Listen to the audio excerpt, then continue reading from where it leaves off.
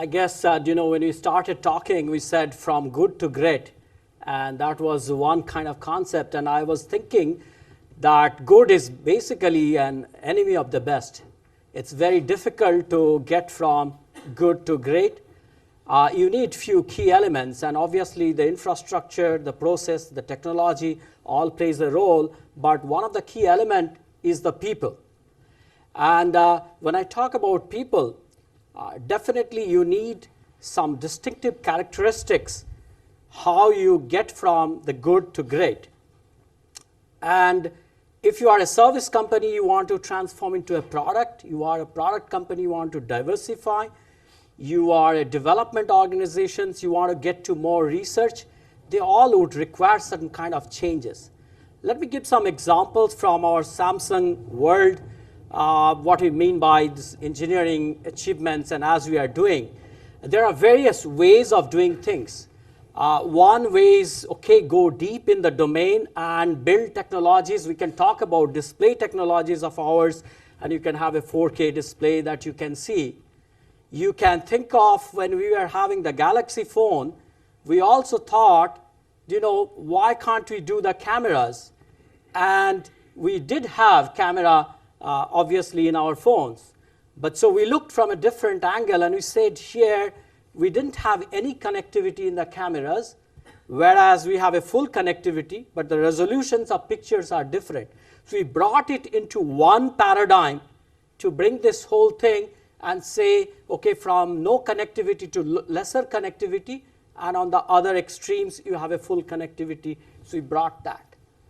Today's, like last week, I was in Mobile World Congress, and we launched our Galaxy Gear 2. So that was one other way of looking into things, that how can a phone talk to different accessories, and you built that kind of environment. So there are many examples of that, even market creations. We had these phones, but we didn't have the tablets at that particular time, right? You have the laptops, and we brought that phablet kind of concepts in this. Now, why I'm bringing all of this is now connecting to the people. It's basically we need two sets of people, in my opinion. One, yes, the top management and the leadership that we talk about, who can holistically view, who can strategize, who can deliver today's need. But also, I think, a set of people who will be very distributed throughout the organization. It's about engineering leadership. It doesn't have to be a freshman from a college, could be as leader as a top manager. And in that regard, we try to bring a resource person, a go-to person, an agile, but also very focused in his work area, who could be bringing technologies for tomorrow, not just today's. So that's a very first cut of thoughts in a distributed leadership model, a top management leadership, but also engineers playing their roles and bringing technologies for tomorrow. So what kind of skill sets are you? Has it changed at Samsung? By the way, you should probably also talk a little bit about your work at Samsung. So has it changed how you hired earlier, how you groomed people into leadership positions earlier versus how you're doing it today? Has it shifted? So you had two questions, so let me just so let's address go with the the other first one. Yes. So Samsung as a group, we have more than 24 companies, and along with constructions and shipbuilding and smart cards, we also do electronics, and that's what you see in some of our products. In particular, you see many of you might have visited our headquarters in Korea in Suwon Digital City, but overseas also we have many centers. We have about 30 plus centers in San Jose to Dallas, Vancouver to in the Europe region, Ukraine, Russia, Poland, to India, Vietnam, Bangladesh. So we have many centers. And in India, where we are based, and we have about 10,000 people working in R&D between Delhi and Bangalore. And we look into the digital TV, the feature phones, the smartphones, certain features. And Bangalore center is the largest outside Korea. We also have two manufacturing centers, one in the north, one in the south, doing white goods as well as the phones. And then our sales and marketing office with the corporate regional centers in Gurgaon So that's the overall structure. In terms of my role, through the CTO office, we try to make sure that our company, our organization is technologically very competent for today's products. And I also had the research part, which is really preparing, striving for tomorrow's technology. Okay. So that's the two kind of things.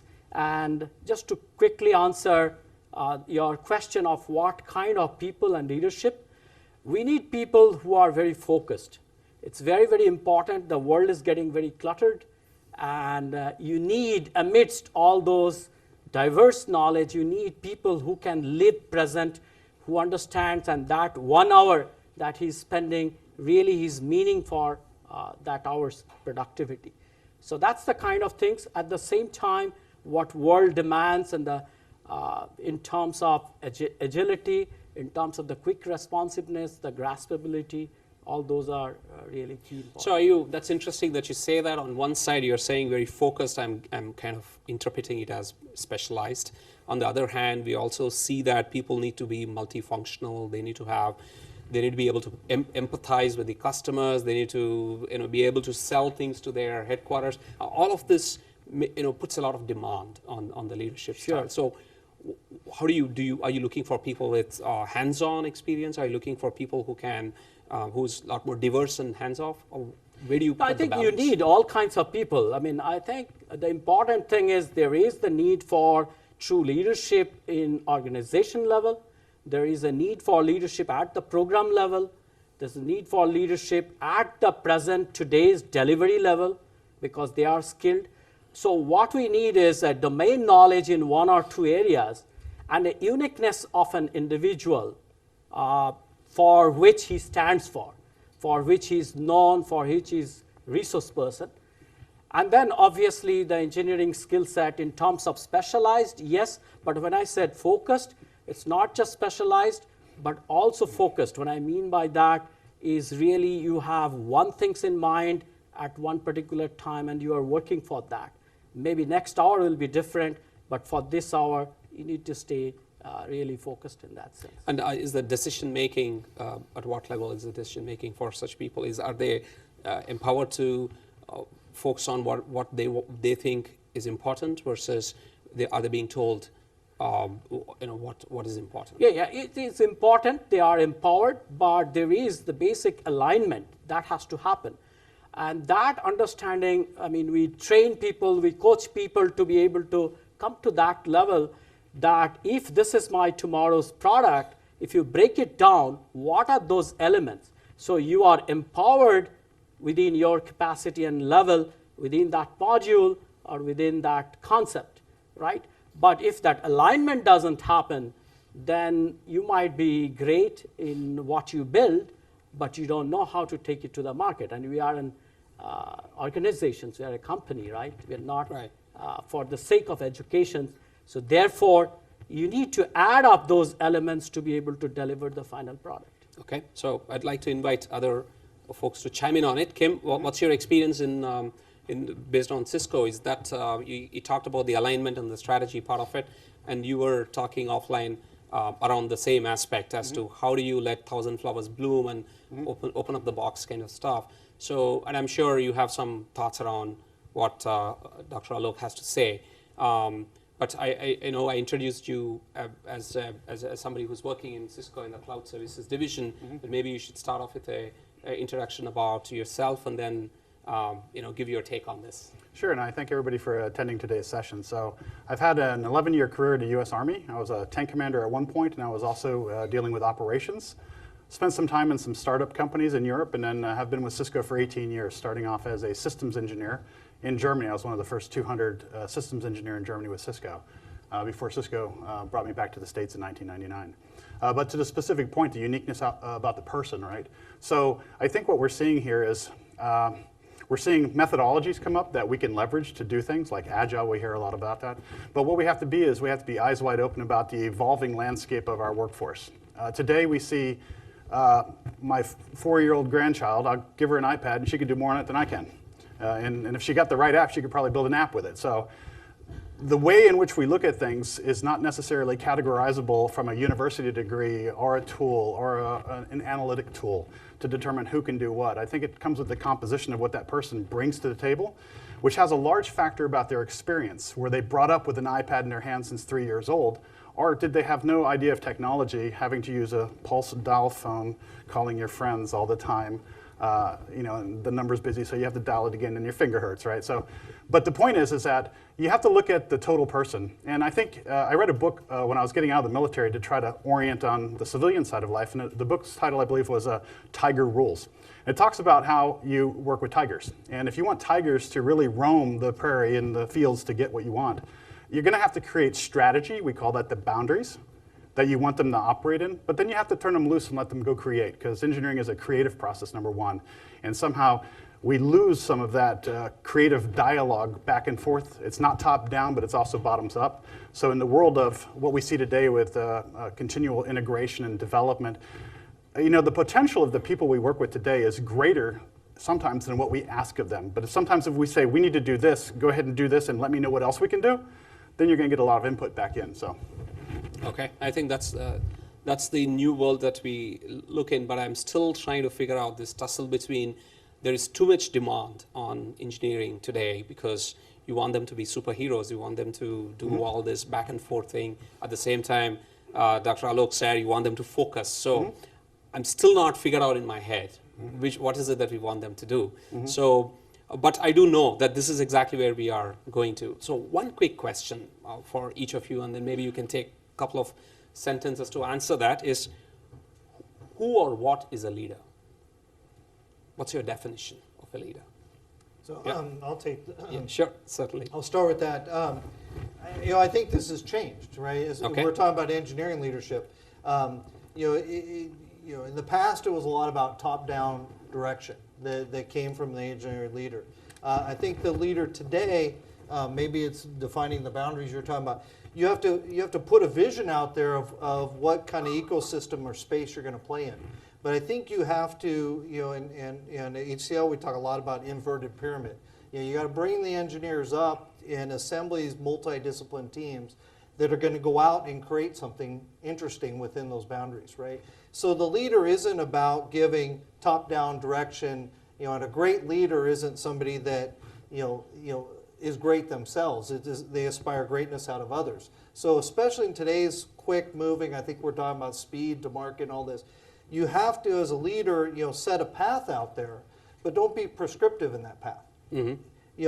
Create some goals, but let the team create their own vision of that destiny. And I think that out of that, with the speed today, we see a lot of great things being innovated by these multifunction teams. To your point, I don't think you can expect one person to have all those skills. Okay. Yeah. You have to take people from the market, you have to take people from the product side, you have to take people from the engineering side, create a dynamic team and let them run with it. Okay.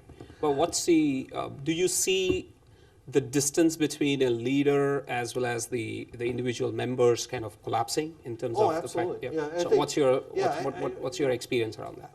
My experience is you have to be hands-on. And we heard this morning a lot of people talk about flying around to a lot of places. You're having to be with your teams, create something with them. I think gone are the days where you sit behind a desk and dictate out there.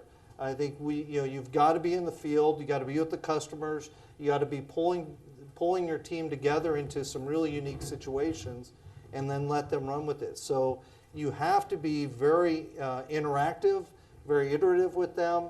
And go to battle with them, on the field. Yeah, I'll come just a second.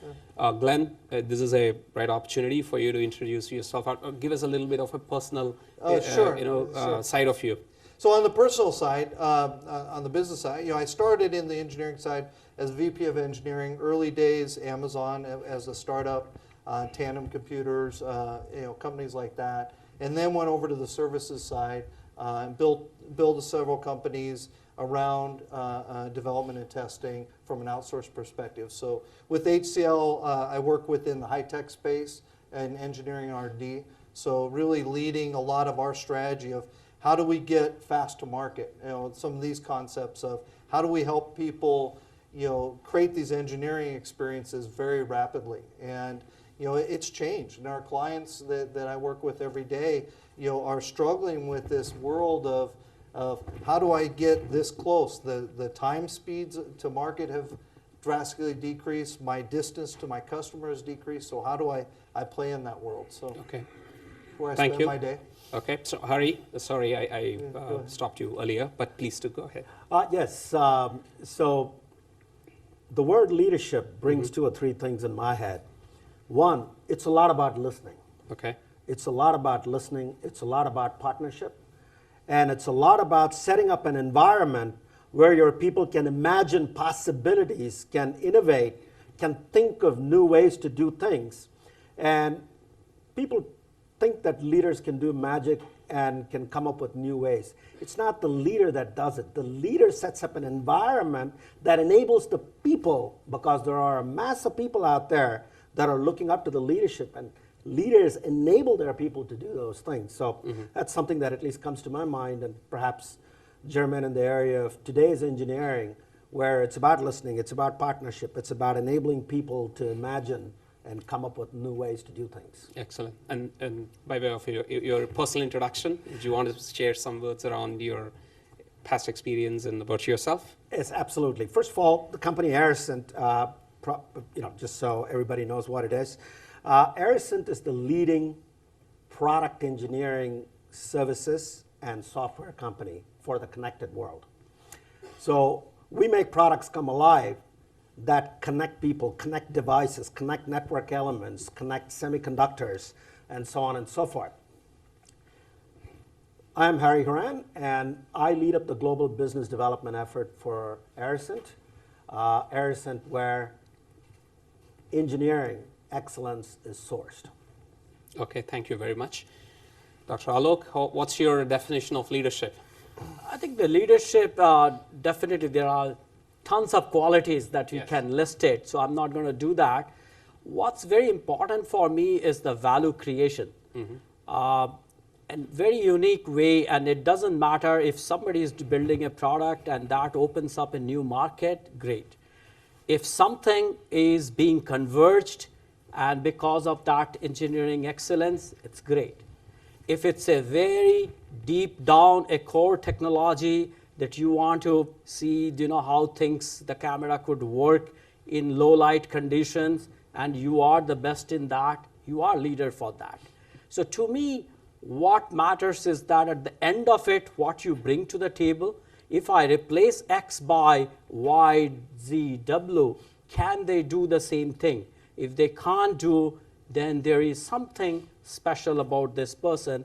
And obviously then you can talk about people quality and other things as a role model, how he performs. That's a separate point.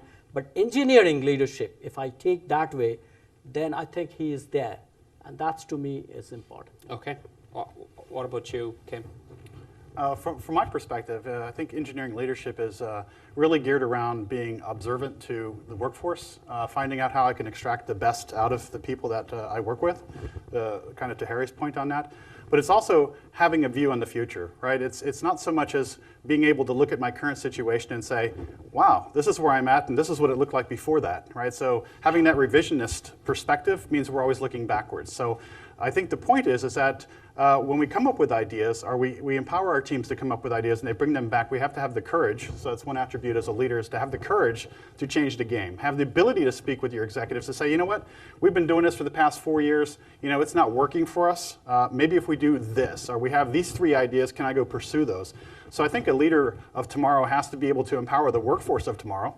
And it's not necessarily coming from the college from that perspective. It could come from alternative different sources. It could come from trade schools, or just brilliant people that have that skill set that we need. So I think we should look at how do we empower the diversity in our workforce? How do we get the diversity of thought? Because if we're hiring everybody that's trained through the same school, we're going to have everybody think the same way out of that same school. So think about creating diversity in your workforce, in your engineering team, so that you have a balance of perspective.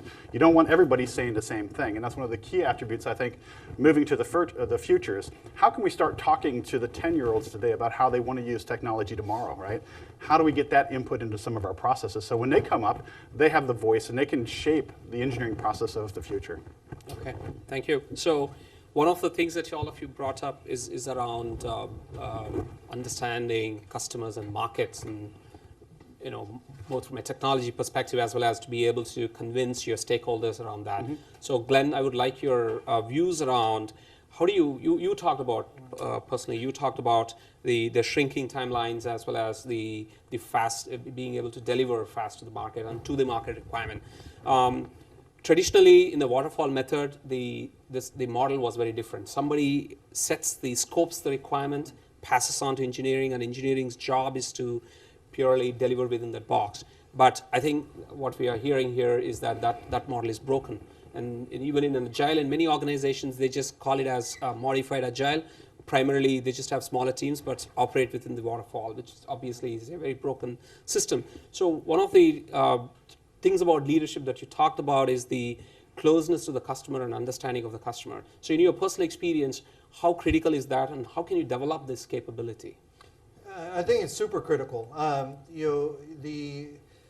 As you mentioned, what used to be a 3-year development cycle then became 18 months. Now is, this morning people were talking about 2-week sprints or 3-month product life cycles. I think that the key there to this aspect of understanding your client is you have to very well describe this end user experience or this experience you're going to impart. And I think one of the challenges out there is there's these big ecosystems that exist. And all these products, whether hardware, software, platforms, middleware, have to be able to communicate to one another, and they're delivering a new experience that when you develop that piece of software or that product, you didn't have that intended experience. And so in order to get in front of this, you have to be very aware of how people are using your product, what's the ecosystem that your product is integrating with or collaborating with.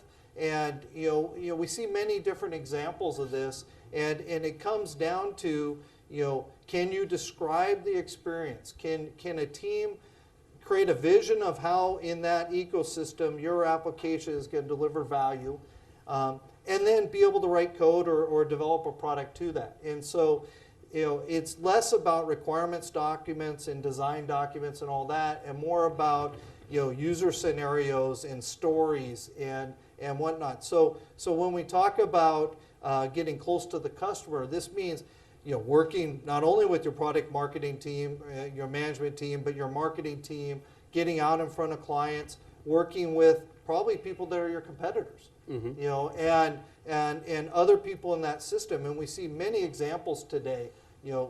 Earlier today was talked about a car, right?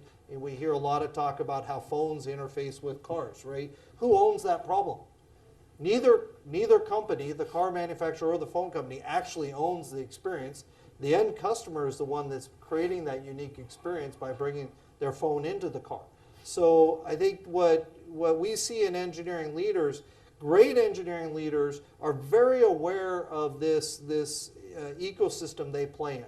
And they are drawing their team into those environments and exposing them to people that are using in these unique fashions. And so I think we have to get out of the shell of just developing what we think is the right set. I always hate when people say, great product, but the market wasn't ready for it. Well, that means you didn't understand the market. You didn't understand your end customers. You weren't with them, watching how they use your product and iterating on that. And so, if you're going to truly go into agile, and it's all about iterative development. It's about being aware of these scenarios and really describing them well internally to your engineering teams. Okay, I think that's great. Any other thoughts on the same aspects? Just in the 18 years that I've been with Cisco, we've remained very customer close in all our development. But I think some of the challenges that you have is when you look at how you upgrade your products, right? So not too many people worry about the firmware upgrade on a TV right now, because that happens now these days. But when you're trying to upgrade your entire corporate network, the notion of a software version becomes very critical. I've known clients to spend upward of $1 million just to make sure that they've got all the planning, the people in place, and everything to do a major upgrade. So from that perspective, I think what we need to look at are what customers are asking for. They're not necessarily asking for agile or change of waterfall or things like that.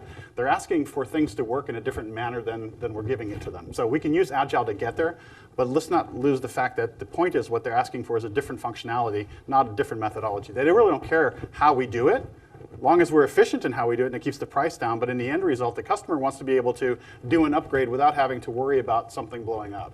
And you see that along these days with some of these concurrent developments where Facebook is pushing code to production all the time. Google's doing that. You heard, I believe it was eBay this morning, talk about how they're doing 3 upgrades per day.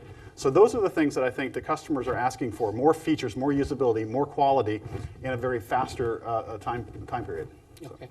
Hari, I'm thinking of an example, something that happened in my engineering life the last few months ago.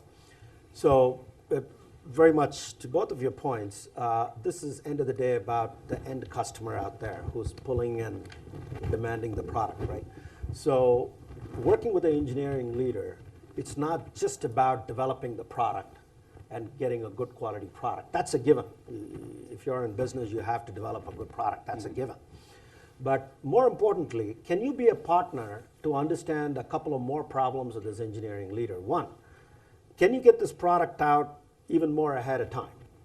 Meaning, can you bring some pre-built frameworks, some pre-built components to play that dramatically shortens the time to market for the engineering leader? The second thing is, what can you do to help the top line of this product company? Can you bring partnerships to bear? Can you bring the ecosystem to bear? And that brings a value that's substantial more than just creating the product, right? So this example, working with a medical device company, they had several disparate platforms, and collecting patient data, whatever the data could be, blood pressure, whatever, okay. A device with a screen, getting data, but they're all different platforms. And pulling data from that platform and doing any kind of analytics or any kind of insights was a nightmare. So when the discussion with the engineering leader started, it was, of course, talking about standardizing the platform, et cetera, and the cloud and the analytics. Everybody talks about that, but said, listen, you need to get this out in 6 months. How about we cut it short? We build these frameworks, and some of these frameworks are already in place.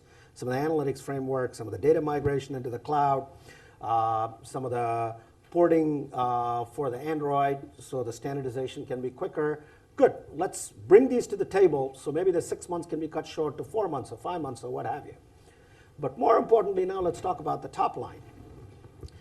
We brought some players from the drug companies, meaning pharmaceutical companies, from the insurance companies to play, so we could substantively enhance what that product could do, taking data on a standard Android platform, putting it on the cloud, doing analytics, aggregate analytics, providing insights, aggregate analytics, so no privacy is destroyed here. So getting aggregate analytics, getting that information to the insurance company, getting it to the drug company. So now it's all of a sudden very, very valuable. It's valuable to a number of players in the ecosystem. So now that engineering leader is thrilled because she's found a new way to the market, new sources of revenue, new pull. And that's the kind of partnership I'm talking about where, and there are various ways of partnering in the ecosystem, but I think today's engineering demands that. It demands more than getting a sound product out. It is, can you get it ahead of time? Can you partner with your customer to help the top line and the go-to-market and so many other things?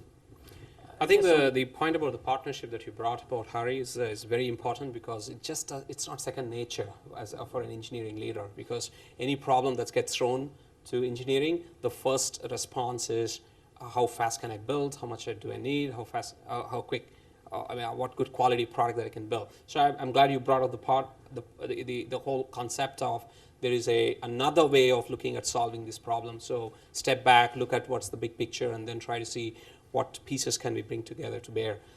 Any examples from your side? I just wanted to add that we had a great example of connected car. Yeah. And who plays the role in the intermediate or the gray region. And the examples of healthcare delivery, we can talk about even smart home. Tomorrow, maybe the billing companies, electricity companies might be there, and how do you partner with them? So what's getting very day by day, what's changing is that the number of stakeholders in solving a problem, in giving that experience, are growing. And you will have boundaries between different spaces. It could be their competitor, collaborators, universities, open source technologies are coming up. So it could be with very many different companies. And one key important thing in engineering leadership is that how do you influence who is not reporting to you, right? I mean, they are not your people. And do you solve some of these gray area problems? Do you take that pain to get there? And if you want to get there, how do you play a leadership role and influence others to buy into an overall solution that's very crucial for the end customers? Yeah, it's a very, very, very excellent point, I think. With that, let me just open it up to some questions. Any questions in the audience that you want to ask the panel? So you got it all figured? I'm still dealing with the question about we are expecting so many things from one person, but not one person, but from a set of competencies, right? Yes, there's one gentleman there. Thank you. Great panel. Thank you so much. Very provoking, thought-provoking. Kim, on one hand, you spoke about how leadership is all about, taking that big leap and making that change happen. And on the other side, Hari, you spoke about how leadership is about setting up an environment for your per se followers to kind of grow and groom in that. I guess my question is, how do you make your leadership vision kind of shared so that the followers really enjoy and be a part of it? And I believe most of it is either the carrot or the stick, or is there a third better way you can think of? Hari, if you can lead that. So maybe I can just say, I think carrot or stick, I kind of get amused. I think it's a little bit of both, but more importantly, it's about respect. It's, different things motivate different people, but the thing that always stands up is when you respect people and you empower them, because people hire smart people, right? Nobody hires idiots. So it's never a dearth of intelligence. It's never a dearth of smartness. It is respecting people, empowering them to do the right sort of stuff. So I would say treat people with respect. Respect and empowerment. Anybody else? Yeah, I'd add in, there's a thing on YouTube from Dan Pink. It talks about Yes. what empowers people or what motivates people. And it's not necessarily the carrot and stick that does it. It's making them feel that they're belonging to something larger than themselves, right? That they're contributing and have a voice in something that you're collectively doing. That's when people really get motivated and they go above and beyond to deliver those things. But there's been a lot of studies about, if I pay people more or give them bonuses for doing more work, it doesn't necessarily work out. It actually reverses the behavior. So it's the empowerment. If you look at Wikipedia, Dan spoke about how Wikipedia, if he said he would have presented that as a business case to his professor, he would have been laughed out of school at that time in terms of why would people do free things? It's the same with music. It's because we want to get better at something, right? We always want to improve ourselves. So that desire to do that, along with that purpose that we have, enables us to do great things. Great example. Yeah, I was going to say, one thing I've seen out there at a number of companies is, a VP of engineering putting out a framing memo. Framing memo is not a design document. It's not a project plan. It just says, in this coming year, here's the space that we're going to operate. Here's where we're choosing to make our bets. And then I think on this risk, it's a risk and reward, right? Mm-hmm. Those that want, the topic here is good to great, right? I mean, if you've read that book, right, mm-hmm. are people, get on the bus, right, going to take on pieces of that framing memo and run with it? And they're going to take risks. They're going to take risks in their career. Things will fail. Right? And I think as an engineering leader, you have to be behind them. They need to know that you're behind them to take that risk, that you're going to empower them, you're going to give them investment to go after it, but you're also not going to leave them out to dry if that fails. And I think that, people watch you over time, and they say, are people being rewarded for taking that risk and being successful, but also are they protected when they take that risk? So I think you have to have both sides of the dynamic, because you can't have one without the other and have a great company. You can have a good company. Great. So for me, I mean, it's walk the talk, show incremental results that works, and people get inspired by that, and really empower them, treat them with dignity, and they will produce results. Okay, thank you. Any other questions? So I've got one parting question here. So 3 words that describe that you would look for when you're hiring a leader in your organization, engineering leader. Kim, do you want to lead it? 3 words? Yeah. Okay, so I'll see if I can keep it within 3. Oh, you So can add. You can add. Yeah. I have a lot of expectations, just letting you know. All right. So no, I think number 1 it would be courage, right? You want your leader to be able to talk about what needs to be talked about, not gloss over things. The second one is transparency, and the expectation that the team should have transparency, because in engineering programs, when that transparency is lost, you end up building things that don't connect to other things. And that transparency will let people know if they're on the wrong track or other things like that. And another attribute is what I've learned from a good friend of mine, Massimo Prati, who led me for many years and actually tried to contain me here at Cisco to keep me from hurting too many things. I learned from Massimo is that you also have to have that big vision, right? You have to basically understand what you're trying to accomplish, understand who's in your team and who you can enable to create vision, and who do you need to execute on that vision. So those are things that I learned from folks like Massimo and others in the company that I've been in. Fantastic. Yes. Ambitious, agile, and probably outcome-oriented, result-oriented. Result-oriented. Okay. Thank you. For me, it first and foremost is passion. So, and to reuse your word, it's passion with a vision. And then at the end of the day, is this person flexible? They're not going to get stuck on one idea. Are they going to try many different things and do that with enthusiasm and excitement, and then fail fast? If they don't hold on to something that's not working, go after the next thing. Got it. Resilience. Yeah. Okay. So 3 things that come to me, 3 words. A partner, someone that thinks beyond their function, thinks about the company, thinks about revenue, thinks about several other things along with their function of building a product. Second, listener. Many times easier said than done. I talk too much. Listening is always difficult, but listening is great. And last but not least, confidence, because a very confident leader inspires confidence in their people, to go achieve so-called impossible things, to stretch themselves. Okay, thank you. There you have it. 12 skills for the new age leader. Thank you very much for being with us. And let's just give a hand of applause.